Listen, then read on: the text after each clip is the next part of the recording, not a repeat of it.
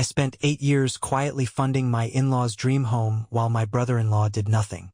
The day they handed him the deed, I pulled every penny back. 3 months later, they lost everything. Hey everyone, before we get into this one, I just want to say, if this kind of story hits different for you, do me a favor and smash that subscribe button. We hunt down the most insane, most satisfying Reddit stories out there, and we're just getting started. Now let's get into it. OP starts by saying, alright Reddit, my name is Daniel. I'm 41 years old, and I've spent the better part of the last decade being the most invisible, most underestimated, most taken for granted person in my wife's entire family. Not because I was weak, not because I let people walk all over me, but because I played a very, very long game. And last year that game ended. And I won. Let me set the scene. When I married my wife, Maya, 11 years ago, I knew her family was a whole situation. The Garcias were loud, proud, and absolutely convinced that the sun rose and set on their youngest son, Mateo.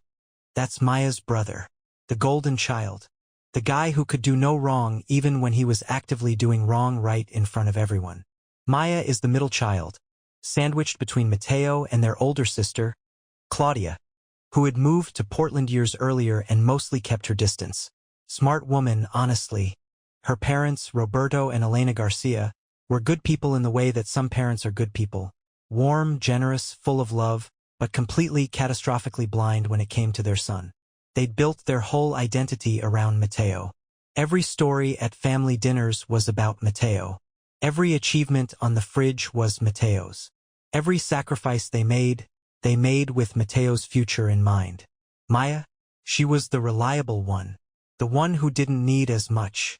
The one who'd figure it out. Sound familiar? I want to be fair here.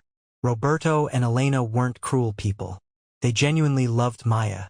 They just loved Mateo more, and they weren't even subtle about it. It was like watching someone play favorites in a card game while insisting the cards were shuffled fairly. I noticed it within the first year of dating Maya. The way her mom would talk over her to ask Mateo something. The way her dad's eyes would light up differently when Mateo walked into a room versus when Maya did. Little things. Things Maya had long since stopped noticing because she'd grown up in it. You don't notice the water when you're the fish. But I noticed, and I filed it away. Now here's where it gets relevant. About 8 years ago, Roberto and Elena started talking about the house. Capital T, capital H. The house was this dream property they'd had their eyes on for years. A 4-bedroom place about 20 minutes outside the city with a big yard, a garage, and enough space for Elena to finally have the garden she'd always wanted. The problem was money. Roberto had retired early due to some health issues, and while they weren't broke, they were stretched. They needed help. Maya and I talked about it. We were doing well financially. I run a logistics consulting firm that I'd built from scratch over about 6 years, and by that point we were genuinely comfortable. Not rich, but comfortable. We had savings, investments, and a mortgage-free home that had gone up significantly in value. Maya wanted to help her parents. And honestly, so did I. They were family. I liked Roberto and Elena. The plan was simple. We would essentially act as a private lender. We'd give them a substantial sum to put toward the house, interest-free, with the understanding that they'd pay us back over time when they could. No formal contract. No paperwork. Just family trust. I know. Just let me finish. Over the next 8 years, between the original lump sum and various top-ups when things came up, a leaky roof here, property tax there, Elena's medical bills one bad year, we had funneled a total of $214,000 into that house. $214,000. We never made a big deal out of it. Maya would handle the transfers quietly, and Roberto and Elena were always grateful, always loving, always full of promises about repaying us when things settled down. Things never quite settled down, but we didn't push it. We were playing the long game.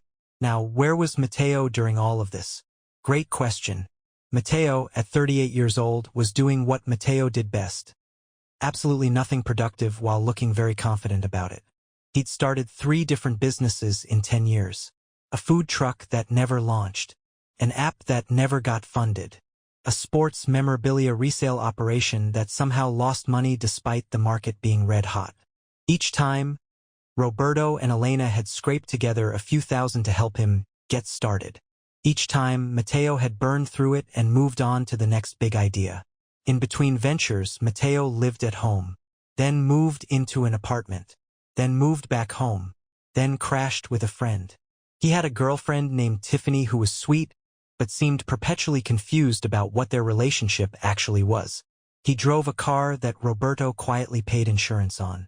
He ate dinner at his parents' house 3 or 4 nights a week. He was a 38-year-old man who had never, not once, contributed a single dollar to the house. And yet, about 18 months ago, Roberto sat us all down at Sunday dinner. Him and Elena on one side of the table, Maya and me on the other. Matteo slouched at the head of the table like he owned it, which, as it turned out, was about to become literally true. Roberto cleared his throat and said, with genuine emotion in his voice, that he and Elena had been doing a lot of thinking. About the future, about what happens to the house when they're gone, about legacy. Elena reached across and took Matteo's hand. And Roberto said, "We've decided to put the house in Matteo's name. He's the son. It should stay in the Garcia family name." I felt Maya go very still beside me. "We know you two have helped so much," Elena added quickly, looking at us. "And we're so grateful. But you have your own home, your own life. Matteo doesn't have the same stability yet. We want to make sure he's taken care of. He doesn't have the same stability, because he'd never built any. And now he was being rewarded for that." I looked at Maya. Her face was perfectly composed, the way it gets when she's holding something in very, very tightly. I squeezed her hand under the table. She squeezed back twice. "Our code meant, not here. Not now. We'll talk later." I nodded and smiled at Roberto and Elena and said, "That's a big decision. I'm glad you're thinking about the future." And I changed the subject because I am very, very good at being patient. That night, driving home, Maya finally let it out. She wasn't hysterical. She wasn't screaming. That's not Maya.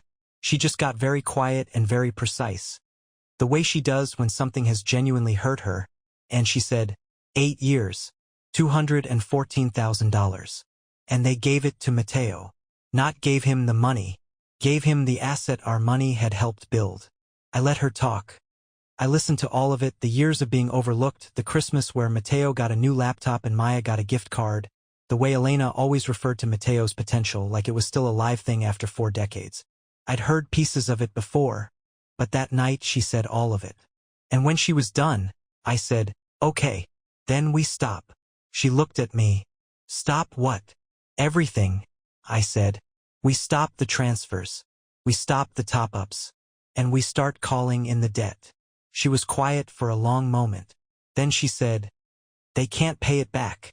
You know that." "I know," I said. "That's why we're going to need to be very careful about how we do this.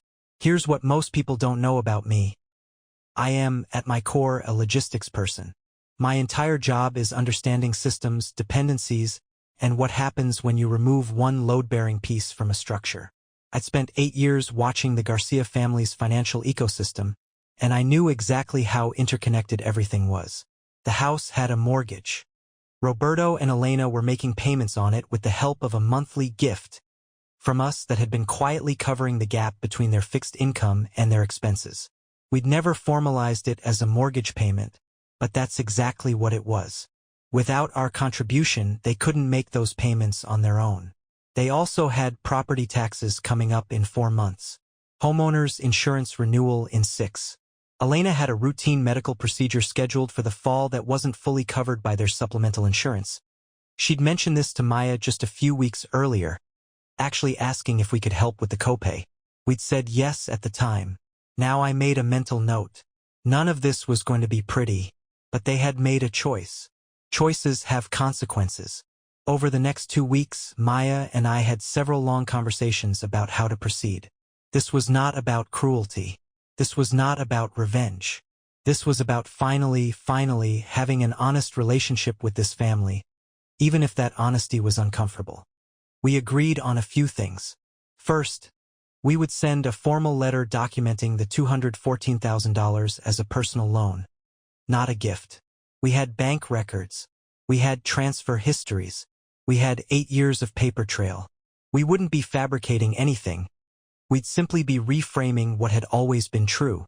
Second, we would inform them that effective immediately, the monthly transfers would stop. Third, we would not be angry. We would not yell. We would be calm, clear, and completely unmovable. Maya drafted the letter. I reviewed it. We sent it certified mail on a Tuesday. The call came Thursday morning. Elena first, then Roberto on the extension, voices layered over each other, both of them cycling through disbelief, then hurt, then a little anger, then back to disbelief. This was family money, Elena said. We never thought of it as a loan. We understand, Maya said. Her voice was steady as a rock. But it was always our money, and we gave it in the expectation that it would be repaid. We have records of every transfer. You're doing this because of the house, Roberto said. There was an edge in his voice. You're punishing us. No, I said calmly. We're clarifying the financial reality of our relationship. The house decision was yours to make. This decision is ours. Long silence. What about the mortgage? Roberto asked finally, quietly. What about it? Another silence. He knew what I meant. We can't, he started. I know, I said. You may want to talk to Matteo about solutions. I let that sit there like a stone in still water. We said our goodbyes and I hung up and Maya sat at the kitchen table and looked at her hands for a long time. I brought her coffee and sat with her and didn't say anything. There wasn't anything to say. Sometimes doing the right thing doesn't feel good immediately. Sometimes it just feels like grief. But grief, unlike injustice, eventually passes. The next few weeks were quiet on the Garcia front. We knew they were scrambling. Claudia, Maya's older sister in Portland, called Maya once to ask what was going on. Maya explained it. Claudia was quiet for a moment and then said, honestly, good. She'd always seen the dynamic clearly from the outside. She sent Maya a long text that night that made Maya cry in the good way. Matteo, meanwhile, was apparently having the time of his life. The deed transfer had gone through. His name was on the house. He'd been posting on Instagram about making moves and investing in real estate, as though he'd done something strategic, as though he'd worked for it. Maya saw one of the posts and showed me without comment. I just nodded. Let him enjoy it. The mortgage payment that Roberto and Elena had been making, with our help, was due in about 6 weeks from the time we'd sent the letter. Without our contribution, they were short by roughly $1,400 a month. Not insurmountable if you have options. But Roberto was retired with health issues. Elena worked part-time at a fabric store. Their income was fixed. The first missed payment happened. Then the second. And then Matteo's name was on a house with 2 missed mortgage payments and a lender starting to make calls. This is the part where I want to be precise about what I felt because I know how this kind of story can read. I did not feel gleeful. I did not rub my hands together. What I felt was a quiet, settled sense of rightness, the kind you feel when a system finally starts working correctly. When the consequences start matching the choices. Roberto called me directly about 6 weeks after we'd sent the letter. He skipped past Elena's emotional appeals and got right to the point, which I respected. He said, Daniel, the house is in trouble. You know that. What would it take to work something out? I'm listening, I said. He laid it out. They couldn't make the payments alone. Matteo, and here his voice did something complicated. Matteo had told them he was working on refinancing, but that was going to take time, and in the meantime they needed help. They were asking if we could continue the monthly transfers, at least temporarily. Roberto, I said, I want to ask you something directly. Okay. Did Matteo ask you to call me? Long pause. He suggested it might help. Of course he did. Matteo had a house he hadn't earned, a mortgage he couldn't cover, and parents he was willing to send as emissaries rather than picking up the phone himself. Here's what I can offer, I said. Maya and I will consider a structured repayment arrangement. Not charity, not gifts. A real repayment plan with documentation where the $214,000 is paid back over time. If Matteo wants to be part of that conversation, he can call me directly. If he's not willing to do that, we have nothing more to discuss. Roberto went quiet. He won't like that, he said finally. I know, I said. But Roberto, and I say this with genuine respect for you, you can't keep protecting him from the weight of his own life. It's not helping him. It's hurting him. And it's hurting your family. There was a long pause, and I heard something in it that I hadn't heard from Roberto before. Not anger. Not defensiveness. Something more like exhaustion. Like a man who had been holding up a very heavy thing for a very long time and was starting to feel his knees buckle. I know, he said quietly. So quietly I almost missed it. The call ended. I didn't know what would come next, but I felt like something had shifted. Took Mateo 12 days to call me. I want to tell you the call went smoothly. It did not. It started with Mateo doing this thing he does where he sounds casual but is actually furious, very laid-back vocal fry, lots of hey man and look, essentially trying to have a power conversation while acting like it was all no big deal. He said he didn't appreciate what we'd done to his parents. He said it was manipulative to call money a loan after the fact.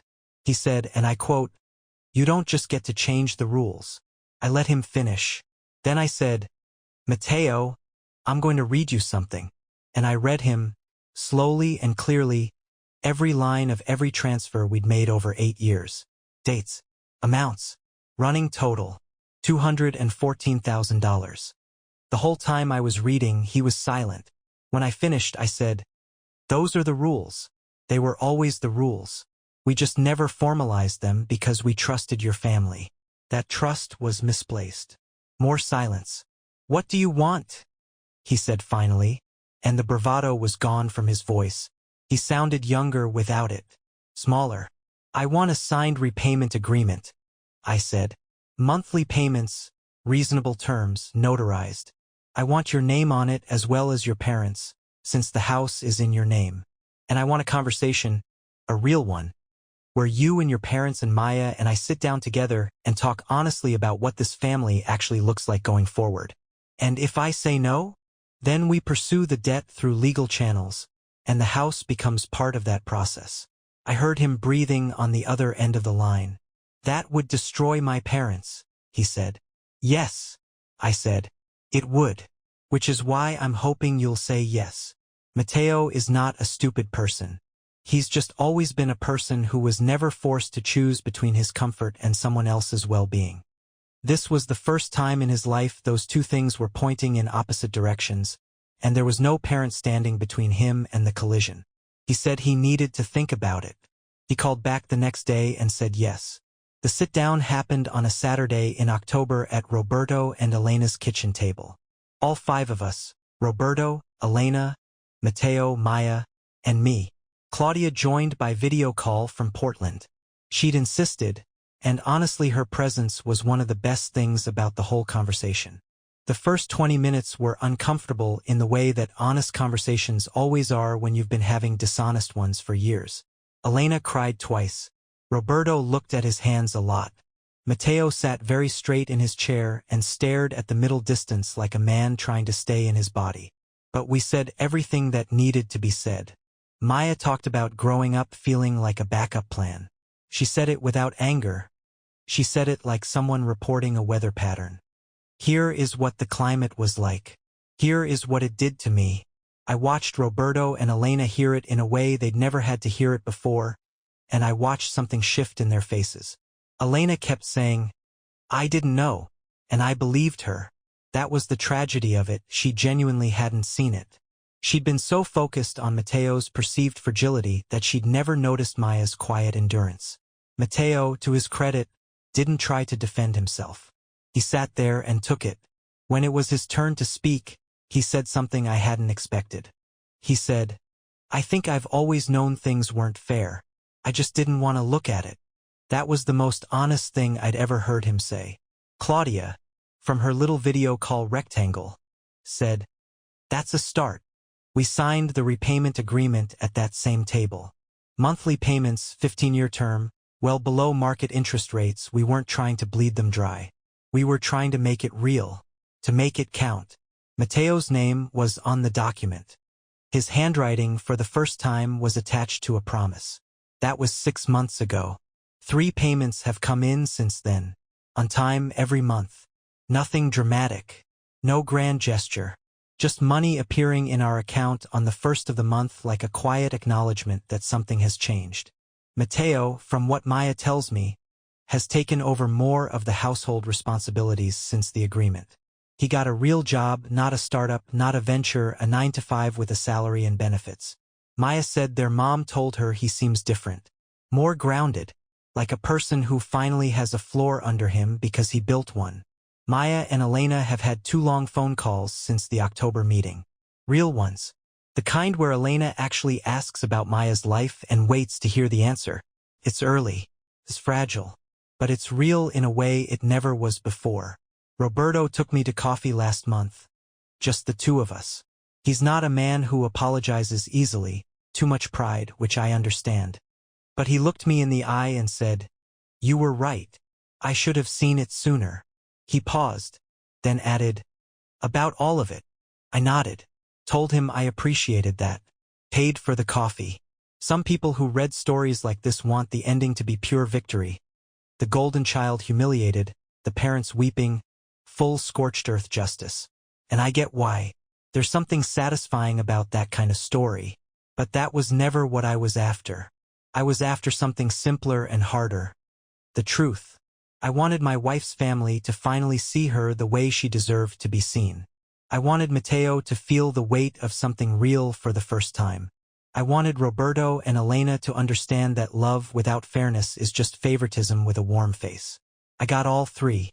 The $214,000 is being repaid slowly, and I genuinely don't know if we'll ever see the full amount. That's okay. The money was never really the point. The point was this. I spent 8 years being invisible in that family, quietly holding up a structure that was being handed to someone else. And when I finally stepped back and let the weight fall where it belonged, on the people who had been avoiding it, everything realigned. Not perfectly, not without pain, but honestly, and honestly, as it turns out, is the only foundation anything real can be built on. If you made it this far, you already know what to do. Hit that subscribe button, drop a comment, let us know what you thought. We'll see you in the next one.